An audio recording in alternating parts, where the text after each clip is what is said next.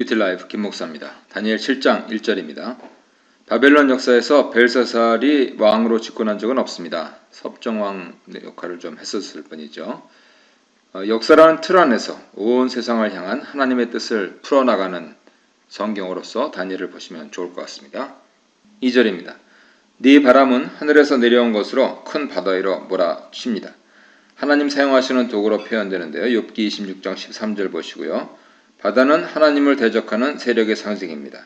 바다에서부터 짐승 넷이 나왔다 하는 점에서 바다는 하늘 반대편 세력이라고 말할 수 있는 것이죠. 하나님 거처인 하늘에서 내려온 바람과 큰 바다와의 싸움을 다루고 있습니다.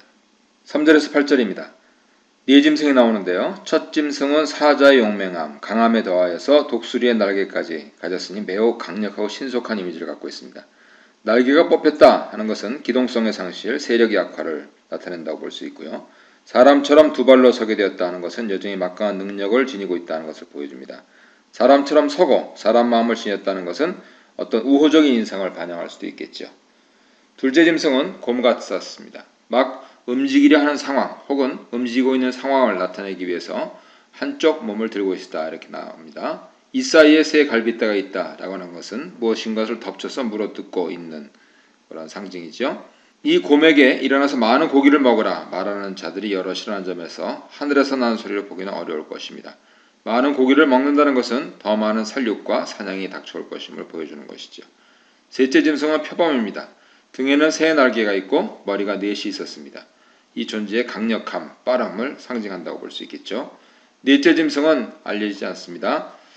다만 무섭고 놀랍고 매우 강한 존재임이 서술되어 있어서 이제까지 등장했던 세 짐승보다 훨씬 두려운 존재임을 알리고 있습니다. 쇠로 된 이를 갖고 있고요. 그래서 모든 것을 먹고 부서뜨렸습니다. 10뿔이 있는데 그 사이에 또 다른 작은 뿔이 생겨나서 먼저 있던 뿔들 가운데 3개가 뿌리째 뽑혔습니다. 이 작은 뿔에는 사람의 눈 같은 눈들이 있고 입이 있어서 큰 말을 하였습니다. 큰 말을 했다는 것은 온 세상과 관련된 말, 온 세상의 지배와 정복, 온 세상을 좌우하는, 온 세상을 다스리는, 그래서 하나님을 대적하고 맞서는 말이라고 보면 좋을 것 같습니다. 이 짐승은 세상에 존재하는 어떤 세력과 연관될 것입니다. 차례차례 등장하고 있고요. 그런 점에서 왕국의 흥망성쇠를 표현하고 있고요. 이 왕국들은 당연히 하나님 백성 이스라엘과 연관된 네 나라일 것입니다. 그래서 전통적으로 바벨론, 메데, 페르시아, 헬라 제국이라고 생각해 볼 수도 있지만 매우 상징적이고 암시적인 표현이어서 특정 민족, 나라와 바로 일치시키는 것은 무리가 있겠습니다. 어쨌든 네 짐승은 이 땅에 존재하는 세력을 표현하는 것은 분명합니다. 자신이야말로 온 세상의 주인이라고도 한 것처럼 큰 소리를 치고 세상을 좌우할 것처럼 대단한 말을 한다는 것이 짐승의 특징이죠. 그들은 힘에 의존하고 상대를 짓밟고 자신을 드러내어서 과시하는 존재들입니다. 9절 10절입니다. 네 짐승의 세상에 있는가 하면 또 다른 여러 보좌들의 존재도 있습니다. 이 보좌 가운데 하나는 옛적부터 계신 이가 저장하십니다. 짐승들이 강력해 보이지만 실제로는 옛적부터 계신 이가 이미 오래전에 그 보좌에 저장하셨습니다. 9절에서 하늘에서 이루어지는 참된 역사를 보여주고 있습니다. 그의 앞에는 불이 강처럼 흐르고 천천만만의 존재들이 그 앞에 모시고 서 있습니다. 벨사살 왕이 1000명의 사람들을 모았다고 하고 있지만 옛적부터 계신 이 앞에는 훨씬 더 많은 존재들이 서 있습니다. 그가 세상을 심판할 것이고 그 앞에 펼쳐져 있는 책은 이러한 심판과 연관된 심판책입니다. 11절 12절입니다. 11절에서는 3절 이하에서 언급된 짐승 환상, 9절 이하에 언급된 옛적부터 계신 이에 대한 환상이 결합됩니다. 작은 뿔이 큰 소리를 치고 말하였다는 것은 자신의 힘을 드러내고 과시하고 오만 방지하게 행한 것을 의미할 것입니다. 그로 인해서 보좌에 앉으신 옛적부터 계신 이와의 충돌이 예상되는데 주목하여 보니까 싸움은 싱겁게 끝납니다. 신속히 짐승이 죽임을 당하고 타오르는 불 속에 던져지지요.